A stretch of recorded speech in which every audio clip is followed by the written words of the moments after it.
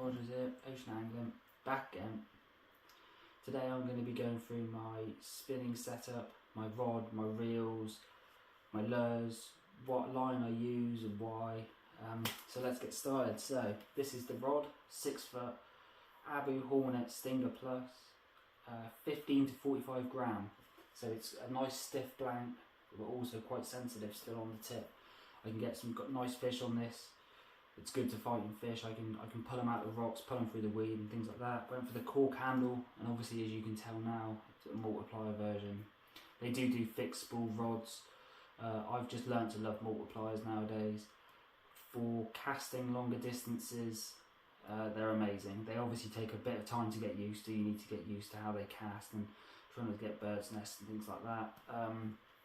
One thing I will point out with this rod is that it needs cleaning and maintaining quite a bit. So every time I finish fishing, I always give it a wipe down, bit of lukewarm soapy water sort of thing, nothing too corrosive.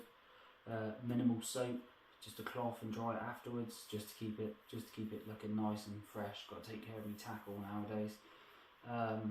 Of course, the only reason I've gone for this rod is preference. So it doesn't matter what you spend on a rod. You can spend 15 quid or you can spend 500 quid. At the end of the day, it's what you're happy with. I do find the middle to top range rods will get you the more distance, where obviously you'll get bigger and better fish. I always found when I fished from the beach that until I upgraded my rods so I could get more distance and get out further, I wasn't getting as many fish or as many bites. That could have just been me and my confidence in my rods, but you guys will see yourselves when you start fishing. Okay, so next, the multiplier. This is the Penfathom PH400. I've gone for a bigger multiplier because my last one was quite small. So when the fish swim down into the rocks, it's hard to get them out. So I was losing quite a lot of them because I just couldn't reel down quick enough on them. And when they were coming up in the water, I just couldn't reel up quick enough to them. So I've gone for a bigger spool and a quicker retrieve. So hopefully that will solve it. And also, as I was saying earlier about bird's nests and things like that when casting with multipliers, this has magnets, so I can actually adjust the strength of the free spool. So hopefully that will deter them as often. I get them every 5 trips, something like that. I get one nowadays. But I've got a little trick anyway I can teach you. So when I go out fishing tomorrow, which will be in another video, I'll show you exactly how I set my multiplier up ready for fishing. I'll come up closer quickly just to give you all a good look. That's the reel. I don't know what the gold's going to go like yet. Obviously we'll see what that goes like. Might corrode up a bit, but we'll see. Yeah, okay. Yeah, the good thing about this is I like a smaller rod as well. 6 foot, I can cast in by the trees if I'm by the estuary and things like that. Good for hopping around rocks, not too much to worry about. And also off a boat, obviously it keeps everything nice and compact and tidy.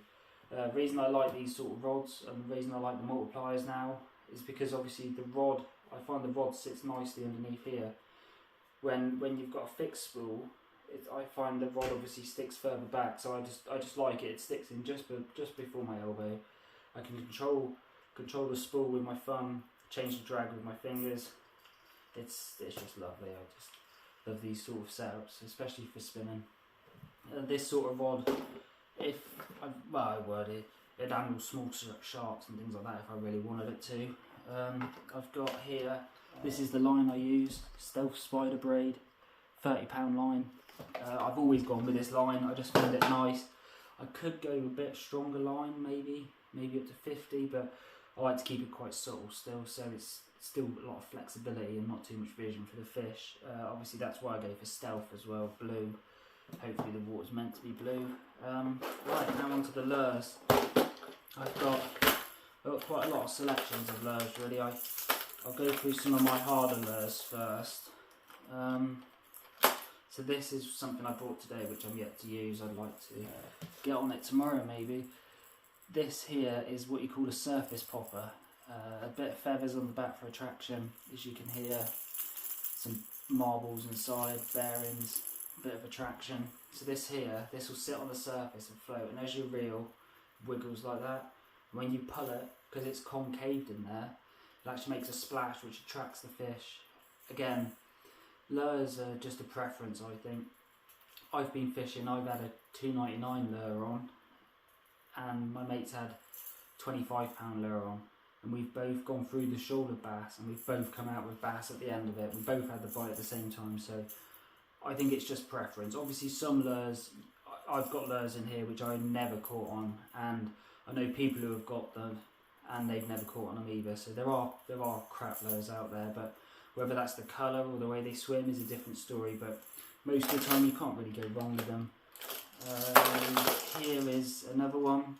This one is a diving or shallow water. This is mackerel featured. Obviously you can see in the markings and things like that. Double trebles, do like the trebles. I always try to go for barbed as well. Small diving mouth on there. And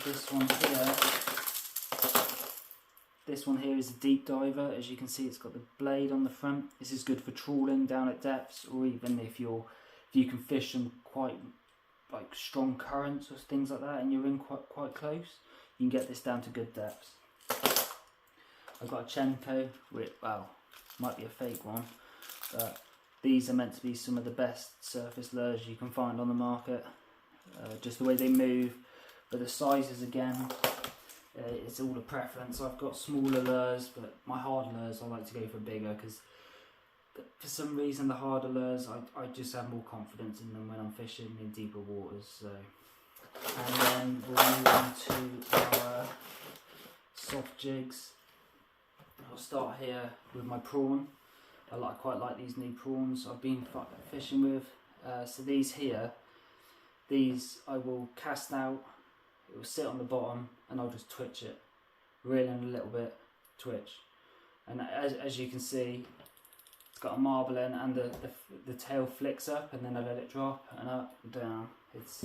They're brilliant.